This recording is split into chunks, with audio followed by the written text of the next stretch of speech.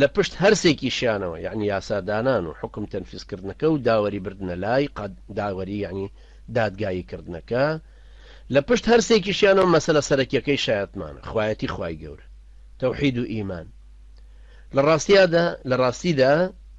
لە ڕاستیدا ئەمانە هەمووی هەڵوێستە لەو پرسیارە سەرەکیەی دین و دینداریەوە هاتوون ئایا حکم و شەریعەت و داوەری ئەبێ بە پێی شەریعەتی خوای گەورە بێ کە بەیعەتی پێدراوە کە بەڵێنە و لە گردنی ئەم مرۆڤایەتیەدا هەیە لە نی مسلمانانە کە بەیعەتەکەیان داوە بە پێی ئەو دینە بێ کە بە پێغەمبەرانە یەک بە دوای یەک بۆ مرۆڤایەتی ناردووە تا خەڵکی هەڵنێن بۆ ناسینی خوا و پەرستن و وەرگرتنی پەیامەکەی بێ حکم و شەرع و داوەری لە پەیامی خواوە بێ یانە بێ بدرێتە بەرجێژاوی هەواهۆس و ئارەزووی تێکچڕژاوی هەندێک کەس ئەبێ بە پێی شەریعەتی خوا بێ یان بە پێی بەرژەوەندی خەڵکی کە هەر خەڵکانێکی تر بۆیان دیاریەکە ئەبێ بە پێی یاسا و ڕێسای خواویستی بێ یان بە پێی ئەو دابوونەریتە بێ کەنەوەی گەلێک لە کات و شوێنەکە خویان پێوە گرتووە و کردویانەتە دەستور و حکمی خۆیانی پێکە با پرسیارەکە بە شێوەیەکی تر ببڕێ ئایا پەروەردگارەتی و خوایەتی و دەسەڵات و سەروەری ئاسمان و زەوی هی خوای گەورە دەبن یا بە خەڵکێکی تر بەخشراون ئەمانە کە مافی خوان و لەوە وەرەگیرێن یا ڕێ بە خەڵکێک کە درێتا بە کەیفی خۆیان یاسا و ڕێسای پێچەوانە بە شەریعەتەکەی خوای کردگار و پەروەردگار داڕێژن خوای گەورە خۆیە ناسێنە کە هەر ئەو خوایە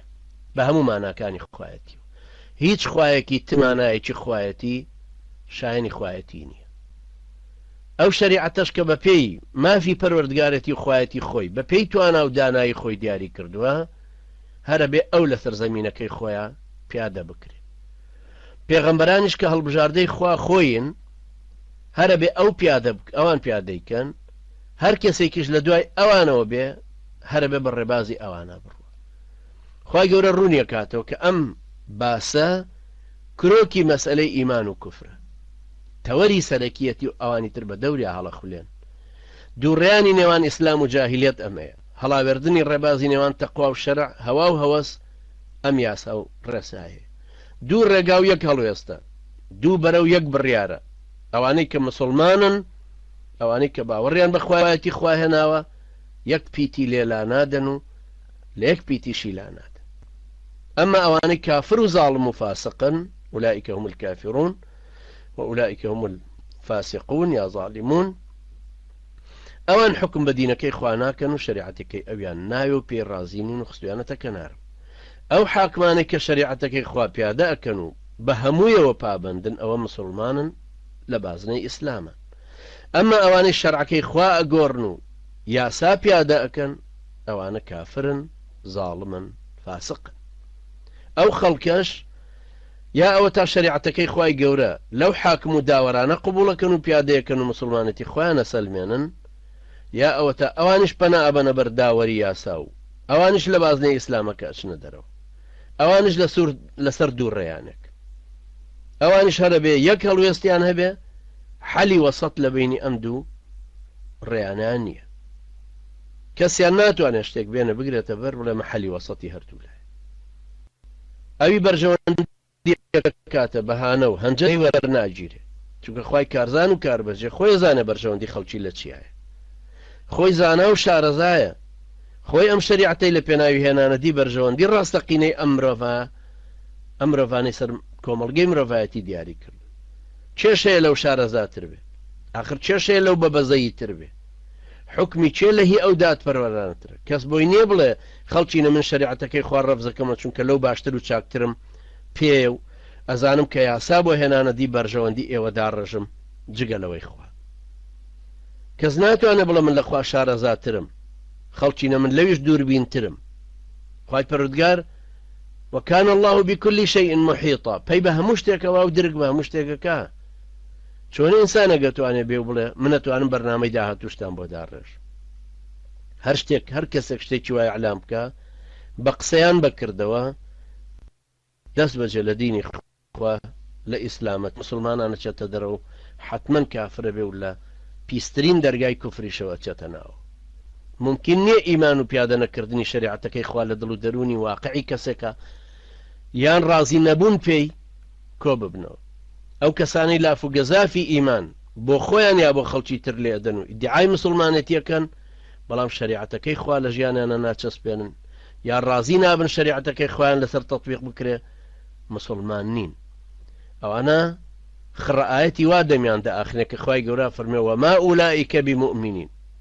وما ئولائیکە بالمؤمنین، ئەوانە هەر مسلمان نین. ئەمە هەر حاکمەکان ناگرێتەوە کە بە شریعەتەکەی خوا ڕازی نین و نایانوێ بیچەسپێنن، بەڵکو حکمی ئەو خەڵکە حکم کراوەشە ئەگەر ڕازی نەبوون شریعەتی خوایان لەسەر تەطبیق بکرێ یان بە یاسار ڕازی بوون و داوەری ئەویان پێ قبول بوونەک شریعەتەکەی خوا. ئەمانیش وەکو حاکمی ناڕازی بە شریعەتەکەی خوا یا فەرمان پێنەکەر بە شریعەتەکەی خوای گەورە ئەمانیش کافرە بن. نابینی خوای گەورە فەرمێ فلا وربك لا يؤمنون حتى يحكموك فيما شجر بينهم ثم لا يجدوا في أنفسهم حرجا مما قضيت ويسلموا تسليما. سوێن بێ بەخواکەی تۆ باوەڕیان نییە تا تۆ نەکەن بە حەکەم و داوەەر لەو کێشانەیە کە لە نێوانیانە ڕووەدا پاشان کە حکمتدان نابێ هیچ گرێ و گۆڵێ لە دڵ و دەرونیشیانە بمێنێ، ئەبێ بە تەواوی تەسلیم بەو حکومت ببن. ئەمە بۆ حاکم و محکوم وەکو یەک وایە هەر کەس داوەری خۆی نەباتە بەر ئیسلام و بە حکمی خوای پەروەردگار ڕازی نەبێ فڕی بەسەر ئیسلامەتێکەوە نامێن. دیارە کە کێشەی یاسادانان و حاکمەتی و داوەری ئەوەندە گرنگ و سەرەکین کە ژیانی مسلمانان ئیسلامیانە بەو نەبێت دانامەزرێ کە داژمەزرا بەبێ ئەو نەبێت. ئەمانە مەسەلەی سەرەکی عەقیدە و باوەڕن لە بنچینەکانی ئیسلامن، ئەمانە مەسەلەی لقێکی فقهەکە نین، ئەمانە هەبوونی ئیسلامەتیەکەن بۆیە ئیختلافیان لەسەر نەبوو بە درێژایی تاریخی ئومەتی ئیسلام. ئەمانە دروشمی هەڵبژاردننی سیاسی نین حیزبێک بیان باتە پێشەوە بڵێ ئەلیسلام و هو الحەل، یان وەکو حکومەتە مرتەدەکان و دەسەڵاتدارە مرتەدەکان لە وڵاتی مسلمانان دیفاع لە خۆیانەکەن گوایە ئیسلامیەکان بۆ هەڵمەتی ئینتیخاباتی خۆیان ئەما بەرزەکەنەوە بۆی منافیسەکانیان بخەن. نا ئەمەوە نییە. زۆر گرنگە برایانی بەڕێزم ڕازیبوون بە هەر سێ لقەکەی داوەری. زۆر جار ئەمە تیکرارەکەمە تا لە مێشکمانە بچەسپێت چونکە قاعیدەیەکی ئوسولی هەیە فەرمێ ما تەکەڕەرەت تەقەڕەرەت، ئەوی دووپاتە بێتەوە بڕیاری چەسپاندنی لەسەرە درێ. هەر سێ بەشەکەی حکم کردن واتە یاسا داڕشتن، یاسا جێبەجێکردن، داوەری بردنە لای یاسا، یان حاکمێتی خوای پەروەردگار، ڕاپەڕاندنی شەریعەتەکەی، داوەری بردنە لای شەریعەتەکەی، یان شرک و یان تەوحید، یان هەڵبژاردننی کوفر یا ئیمان. ئەمە خاڵی یەکەمە برانی بەڕێزم کە دوو ڕوکنی شەریعەت یەکەمیان ئەساسەکەی تەسلیم بوونە بەوەی کە تەنها خوای پەروەردگار مافی یاسا و ڕێسا داڕشتنی هەیە و خەڵکەکەژە بێ شەریعەتەکەی ئەو ڕاپەڕێ.